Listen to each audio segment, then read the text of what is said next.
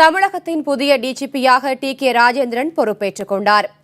தமிழக உளவுத்துறை டிஜிபியாக நியமிக்கப்பட்ட டி.கே. ராஜேந்திரன் வசம் சட்டம் ஒழுங்கு டிஜிபி பொறுப்பும் கூடுதலாக ஒப்படைக்கப்பட்டுள்ளது.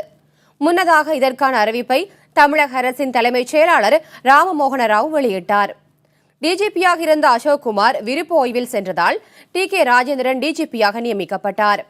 1984ஆம் ஆண்டின் IPS பிரிவைச் சேர்ந்த ராஜேந்திரன் கடந்த மே மாதம் அதிமுக ஆட்சி பொறுப்பேற்றதும் சென்னை மாநகர காவல் ஆணையராக நியமிக்கப்பட்டார்.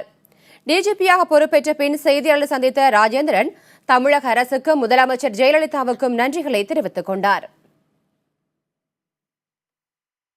மாண்புமிகு தமிழக முதலமைச்சருக்கும் தமிழக அரசுக்கும் மக்களுக்கு சேவை செய்ய வாய்ப்பு வழங்கியமைக்கு எனது மனமார்ந்த நன்றியை தெரிவித்துக் கொள்கின்றேன். என்னுடைய பொறுப்பை செவ்வனவே செயல்படுத்துவேன். உங்கள் அனைவரது ஒத்துழைப்பையும் கோருகிறேன். நன்றி.